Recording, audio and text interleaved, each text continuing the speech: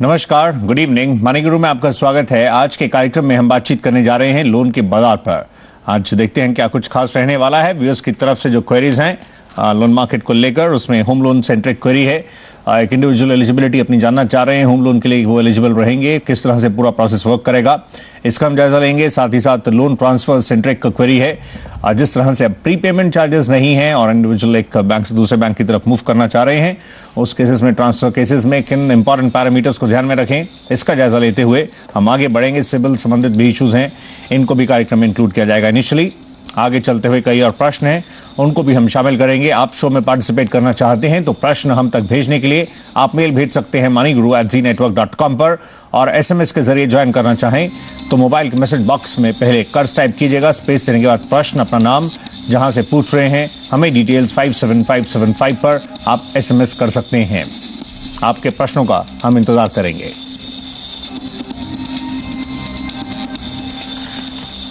और आज शो में पार्टिसिपेट करने के लिए हमारे साथ हर्ष टोंगटा साहब रहेंगे।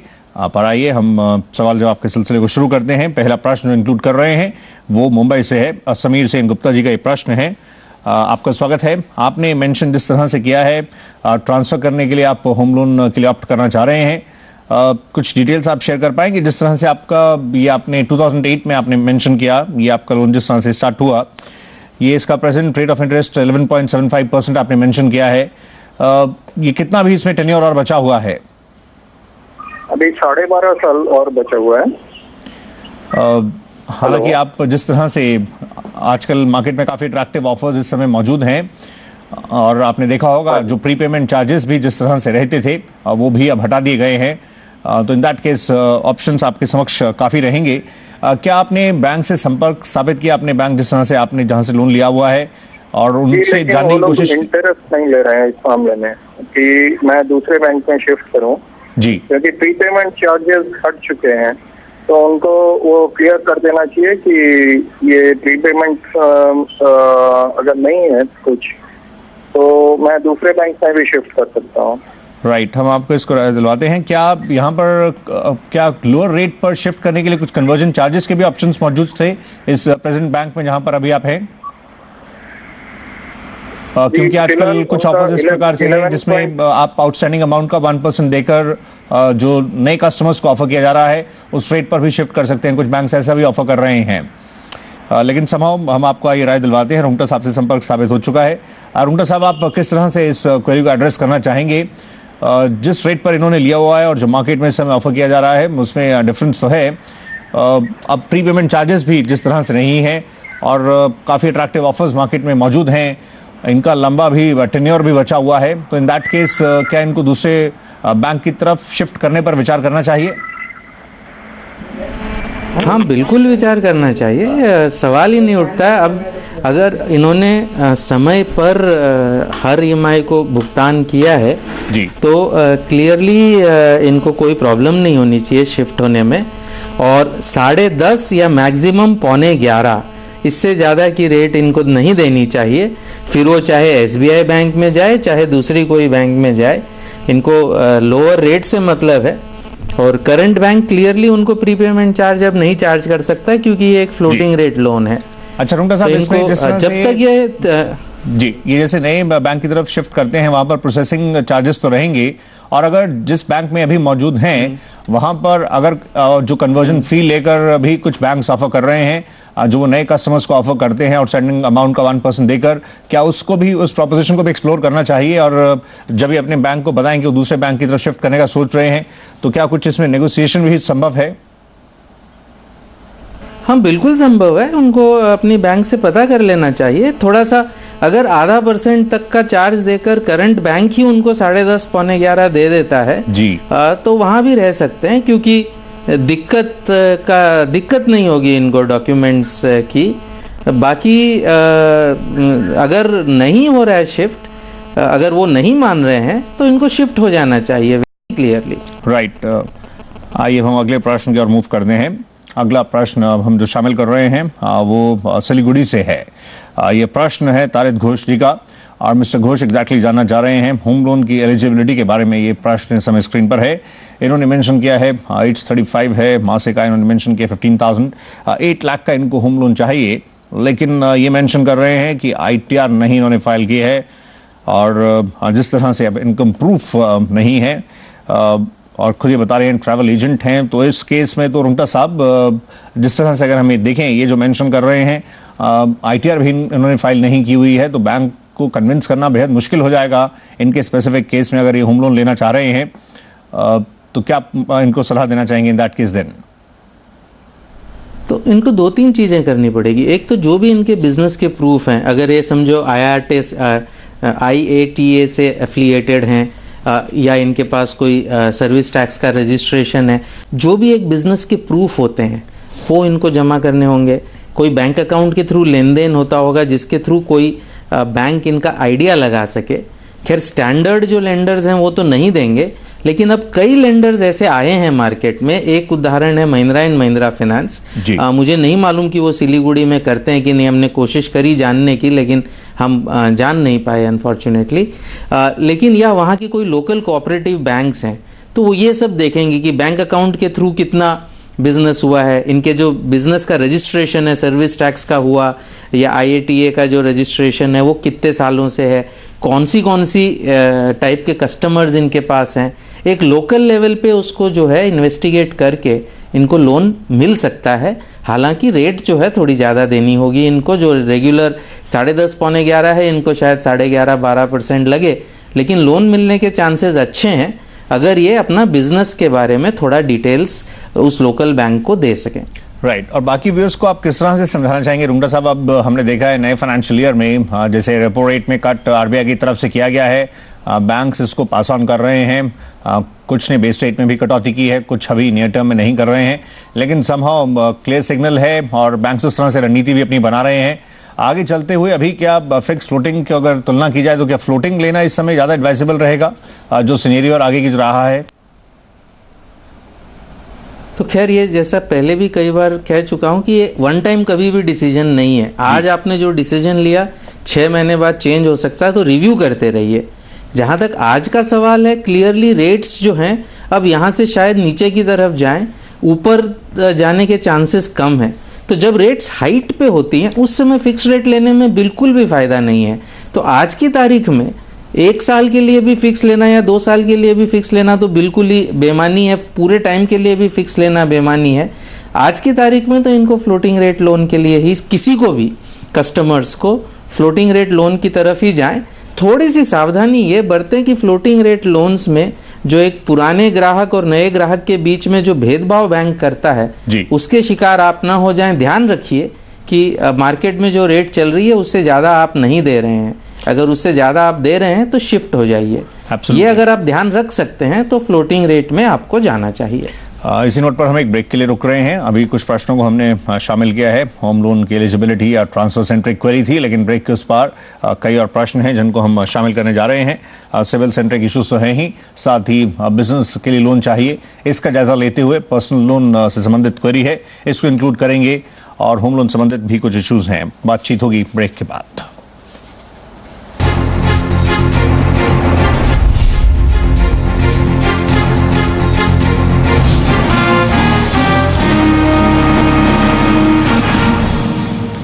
Welcome back. आज बातचीत लोन के बाजार पर हो रही है। शो में पार्टिसिपेट कर रहे हैं अपना पैसा के CEO हर्ष रुंगटा साहब। और अगला प्रश्न आइए अब शामिल करते हैं। ये प्रश्न मुंबई से है, माइकल रेमंड इस समय लाइन पर हैं। गुड इवनिंग मिस्टर रेमंड, आप बताएं, आपने क्वेरी में जो मेंशन किया है, आपने बाइक लोन लिया 2007 में, इसके बाद की जो राह रही आगे की, उसमें 4 चेक्स आपके बाउंस हुए और लास्ट जो आपकी पेमेंट रही उसमें भी डिले हुआ। या आखिर ये जो डिसऑनर हुए चेक्स, इसके क्या रीजन रहा? रीजन यही था कि थोड़ा पेमेंट वजह से डिले हो गया था। अपना रिसेप्शन पीरियड था, कुछ पेमेंट लेट हो गया। आप मानते हैं मतलब ये आपके एंड पर मिस्टेक तो है, इनफैक्ट ये एक ऑफेंस भी काउंट होता है, ये क्रिमिनल ऑफेंस की कैटेगरी में ही है। नेगोशिएबल इंस्ट्रूमेंट एक्ट जो है एक्ट 1881 का, वो इस केसेस में एप्लीकेबल रहता है। और अब आप जिस तरह से प्रॉब्लम फेस कर रहे हैं, रुंगटा साहब आप कैसे बताएंगे, ये अपने आप में इसको लाइटली नहीं लेना चाहिए चेक बाउंस, और वो भी कई बार इनका जिस तरह से इस टेन्योर में हुआ और वो अब क्लियरली रिफ्लेक्ट कर रहा है, और इनको इसको जो कह रहे हैं इसमें इंप्रूवमेंट किस तरह से की जाए, कैसे आगे बढ़े, वो एक लंबी राह है और इसको किस तरह से आगे लेकर बढ़ना चाहिए। ये जो इंप्रूवमेंट की बात कर रहे हैं अपने रिकॉर्ड में, एक ये लंबा प्रोसेस है, इसको कैसे बढ़ाना चाहिए आगे? तो माइकल जी, अब आप क्या करना चाह रहे हैं, क्या दिक्कत क्या है अभी? अब प्रॉब्लम ये है कि अभी ये तो मुझे इश्यू पता नहीं था कि ऐसा चेक बाउंस होने से आगे पर्सनल लोन या कोई लोन के लिए प्रॉब्लम हो सकता है। तो अभी इसको कोई भी, जब भी मैं अप्लाई करता हूँ पर्सनल लोन के लिए, तो यही प्रॉब्लम होता है कि सिविल की वजह से रिजेक्ट किया जाता है। तो इसका कोई अभी सॉल्यूशन नहीं हो सकता है कि ताकि मैं दोबारा अप्लाई कर सकूँ लोन के।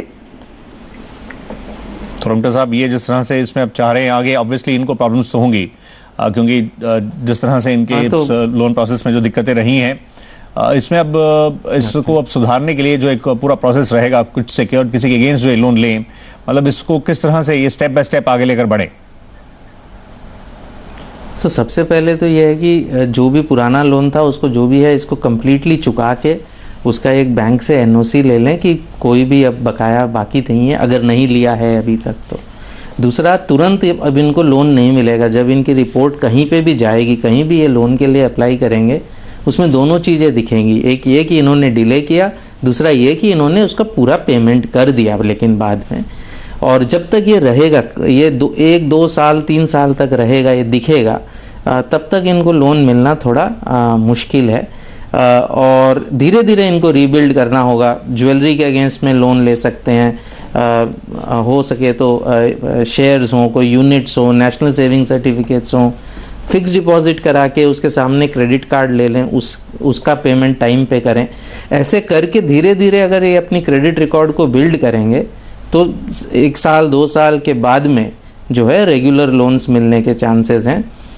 इनको टाइम लगेगा। एक बार जब रिकॉर्ड आपका ख़राब हो जाता है, उसको सुधारने में वक्त लगता है।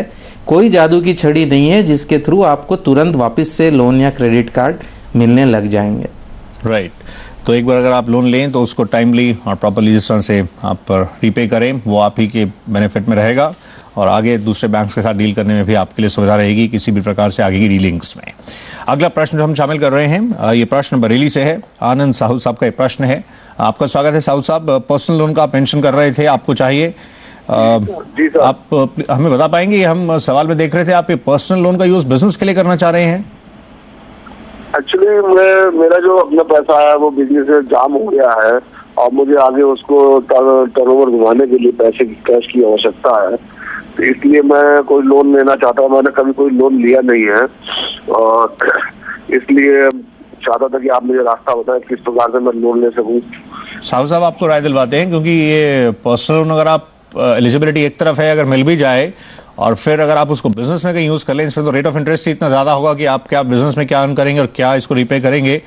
रुंगटा साहब, ये तो मतलब काफी जो सोच रहे हैं इनको एक रीथिंक करना पड़ेगा।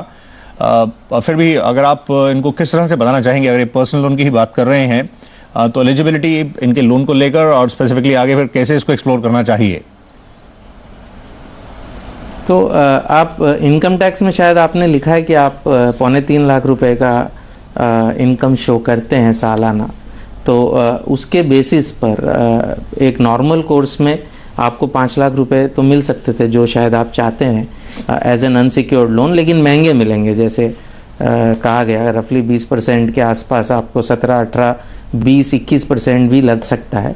लेकिन एक दिक्कत आपको और आएगी कि आप बरेली में स्थित हैं और हर बैंक बरेली में काम नहीं करता। जो मेजर लेंडर्स हैं पर्सनल लोन्स पे आज की तारीख में, जैसे HDFC बैंक है, तो वो शायद बरेली में काम नहीं करता। वो चेक करना पड़ेगा कि वो बरेली में लोन्स देते हैं क्या। अगर वो नहीं देते हैं जो रेगुलर लेंडर्स हैं, तब फिर आपको दिक्कत आएगी दोनों मिलने में भी, और अगर मिल भी जाएगा तो भी उसकी रेट ऑफ इंटरेस्ट उससे भी ज़्यादा आएगी। तो मेरी सलाह यही होगी कि अगर आपके पास कोई सिक्योरिटी, अपना घर है खुद का या और कोई टाइप की सिक्योरिटी है, उसके अगेंस्ट में आप लोन लें। सस्ता भी मिलेगा आपको और लंबी अवधि के लिए भी मिलेगा और आप उसको सुविस्ते से चुका भी पाएंगे। Right, all the best. इस तरह से आप बढ़ सकते हैं। हम एक और ब्रेक के लिए रुक रहे हैं। ब्रेक पर चलते चलते नजर आज के फंडा पर।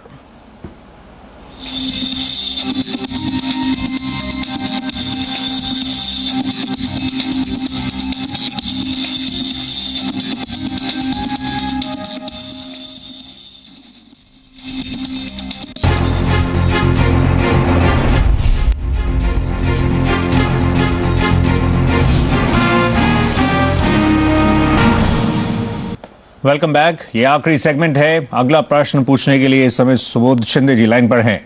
आपका स्वागत है। आपने जिस तरह से जो प्रश्न भेजा है, सवाल काफ़ी इंटरेस्टिंग है आपका। आपने बताया 2015-16 में आप जो लोन लेंगे उसको 1 साल के लिए रिपे नहीं कर पाएंगे हायर एजुकेशन के लिए। एग्जैक्टली ये आप जो बात कर रहे हैं इस ड्यूरेशन में, मतलब आप फर्दर स्टडीज़ के लिए आगे बढ़ना चाह रहे हैं? हाँ, फर्दर स्टडीज के लिए मैं आगे बढ़ना चाह रहा हूँ। अभी मैंने जस्ट प्रॉपर्टी आइडेंटिफाई की है, मैं कुछ बैंक से बात कर रहा हूँ, लेकिन अभी तक क्लियर हो नहीं पा रहा है कि ऐसे कोई फैसिलिटी अवेलेबल है कि जिसमें मैं EMI पे करने के लिए एक या दो साल का ब्रेक ले सकूँ। ओके, ये काफ़ी एकदम हटके सवाल आपका आया है डॉक्टर साहब। ऐसे तो ऑफर्स नहीं बाजार में नज़र आते हैं जो इनको 1 से 2 साल के लिए बीच में एकदम गैप दे दें और उसके बाद ये कंटिन्यू करें, क्योंकि अगर इनको लोन मिला है तो लेंडर तो चाहेगा कि भाई टाइमली जो EMIs मिले, लेकिन फिर भी इसमें रास्ता किस तरह से निकल सकता है? कैसे ये जिस पर्पस के लिए आगे बढ़ना चाह रहे हैं इसको मीट कर सकते हैं? तो सुबोध जी, आप कितने की प्रॉपर्टी खरीद रहे हैं, उसके सामने कितना लोन अमाउंट लेना चाह रहे हैं? प्रॉपर्टी है अराउंड 20 लाख और लोन अमाउंट होगा अराउंड 6 लाख। कितना? 16 लाख।